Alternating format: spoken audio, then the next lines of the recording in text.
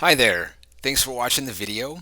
In this video, we're going to go over a short history of weight loss supplements and how they came to be. One of the most early um, diet programs on record was developed by a Presbyterian minister named Sylvester Graham, and this was done in the 19th century. Uh, Now, his diet basically involved ingesting fruits and vegetables and other high fiber foods because obviously those high fiber foods helped digestion, and still to this day, high fiber foods really help with weight loss. So instead of actually making you thinner, Graham's diet was actually intended to stop you from overeating and to keep you from having sexually explicit thoughts, which makes sense because he was actually a minister. When weight loss drugs were first brought to the market, they were sold as quick fix alternatives to exercise and dieting, very similar to today. These diet pills actually represented a breakthrough which was going to revolutionize the industry because there was a lot of different things going on at that time that were revolutionizing the industry. But in a lot of cases, the diet pills didn't do that. They actually had the opposite effect and made things worse. In the late 19th century and early 20th century, there was a diet that actually involved tapeworms. People would swallow a tapeworm egg voluntarily and let the egg hatch so that the tapeworm could attach to their intestines and eat up all of the food that came in. Believe it or not, they actually advertised for this so-called diet. And they basically, like today, guaranteed that the tapeworms were harmless and they didn't have any bad side effects. Which, of course, as we know today, that is absolutely untrue.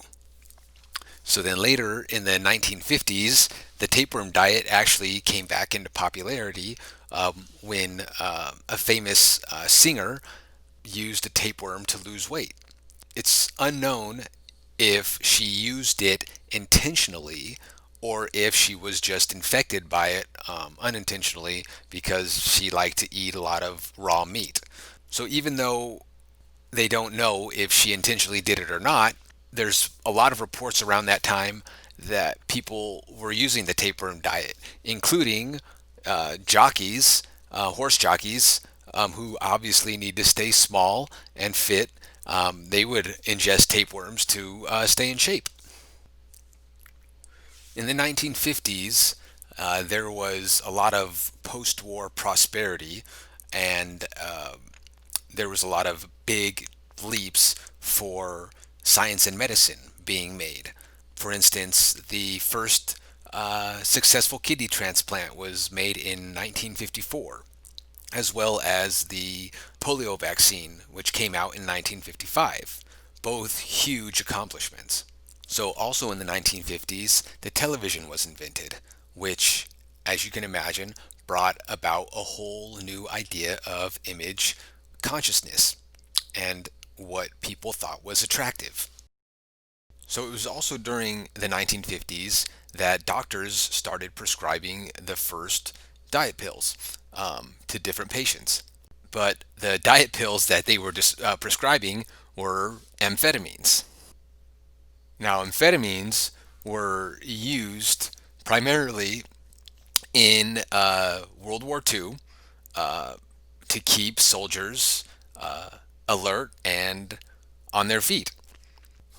One of the main side effects of amphetamines is appetite suppression.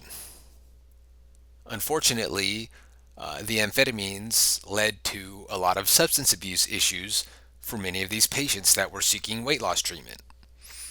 And this led to the doctors eventually stopping the prescription of amphetamines for weight loss. There was a suppressant candy that was introduced in the 1940s called AIDS.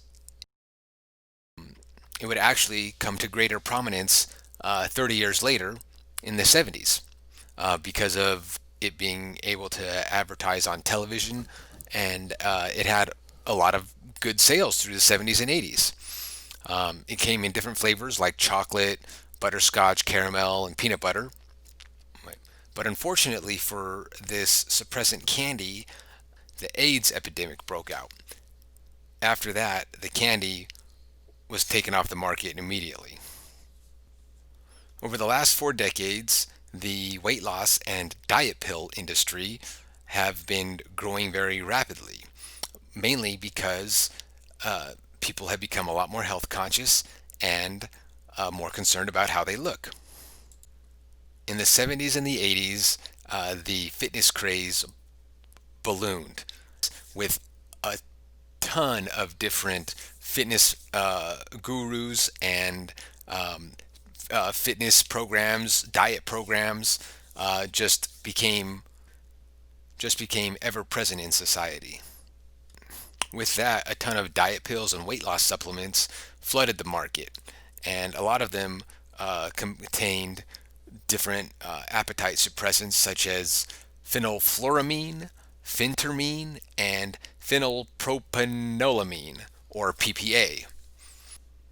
So there are a few main types of diet pills on the market, and they include metabolism boosters, appetite suppressants, and fat and or carbohydrate absorption blockers.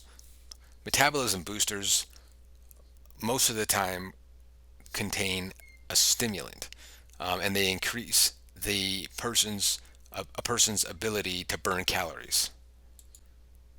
As the name suggests, appetite suppressants make you feel less hungry, and they also sometimes include a stimulant. For the absorption blockers, they prevent a person's intestines from absorbing the fat or the carbohydrates. All right, that's it for this video. I hope you enjoyed it. If you have any requests for any other topics related to weight loss or weight loss supplements or anything like that, please let me know in the comments, and I'll be sure to dive into those. Until next time.